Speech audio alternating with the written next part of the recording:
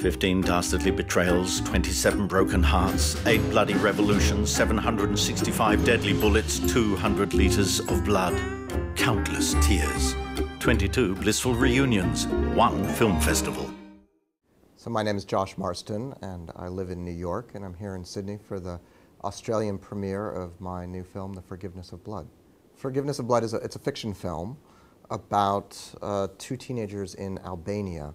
The whole film is set in Albania. It's in the Albanian language. I'm not Albanian, but it tells the story of these 2 kids. One is 17, and he is just trying to manage to get the cell phone number of the girl he's got a crush on and upload photos to Facebook. He's a completely modern kid. And his father and uncle get into a dispute over land, and a neighbor is killed. And as a result, their family is drawn into a feud with this other family. So the film is really about how his life is turned upside down. As a result, he has to stay under virtual house arrest because his family now owes a life to the other family. In Albania, there's a tradition. It's referred to as the kanun, which is a whole set of rules that go back many hundreds of years, and they've developed over time. It was, an oral tradition that's now been written down, and these rules cover all sorts of things, from how to do business to rules of hospitality, rules related to marriage, and also rules that relate to what happens when someone gets killed. So it's not a simple eye for an eye. It's much more complicated than that. It's, it's different if a man is killed or a woman is killed, if the woman is pregnant, if the killing happens in defense of someone's land. All of these situations are covered. It's not modern day law by any stretch. Albania has a democratic constitution and they have a whole set of laws, but this tradition still has a lot of sway, and so you end up with these sort of 2 parallel systems. I think what fascinated me was precisely the idea that all of this business of blood feuds, which relates to a tradition that goes back so many hundreds of years, is still going on to a certain extent in a country that has cell phones everywhere and Facebook and people driving around in Mercedes-Benz, and it's a modern country, or modernizing country.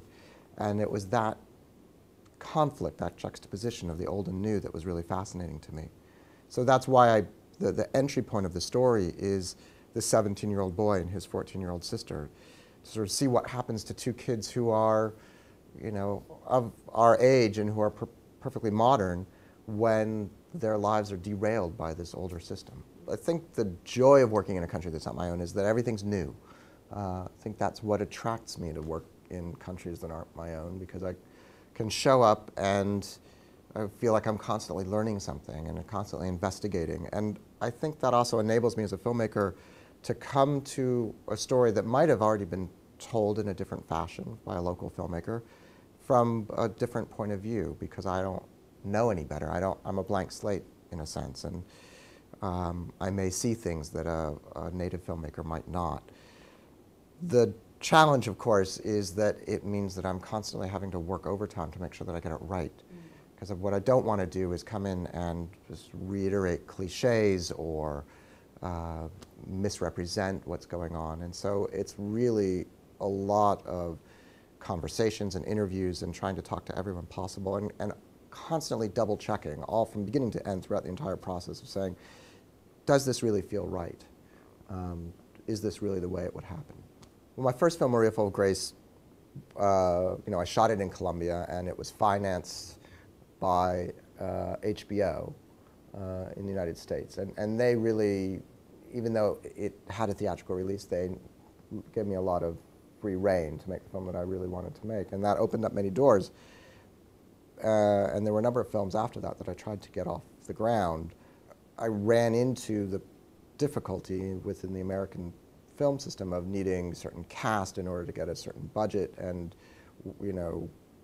working within the studio system or even working independently. It was always very, very challenging. And after seeing a number of projects almost go and then fall apart, I had gotten this idea for this film in Albania and decided I'm going to go a completely different direction.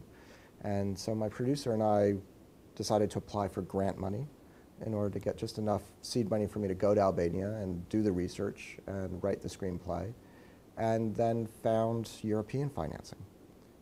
And in Europe, it felt quite a bit different. There wasn't, because it's a small budget film, there wasn't a great attention placed on, well, what stars are you going to get to pretend that they're Albanian, and can you shoot this in English, and so on and so forth. There was none of that. It was just, well, here's the amount of money you need, go to Albania and make the film. Forgiveness of Blood premiered at the Berlin International Film Festival in February 2011, and we had a really great reception there and won a Silver Bear, so we were very, very pleased. And that sort of kicked off its festival life, and the Sydney Film Festival is its second international film festival. And I was very, very happy when we got in, not least because it was a chance to come to Australia. I've never ever been down under, and this is really my first experience. And really looking forward to the premiere here and to see how it's received. I don't know if there's a huge Albanian population in Australia, so I mean, it should be a real opportunity for Australian audiences to get to know something about a country they've never seen before. I think it might be bad luck to spend money I haven't won yet, but let's just say there's, as a filmmaker, there are always bills that can be paid with prize money.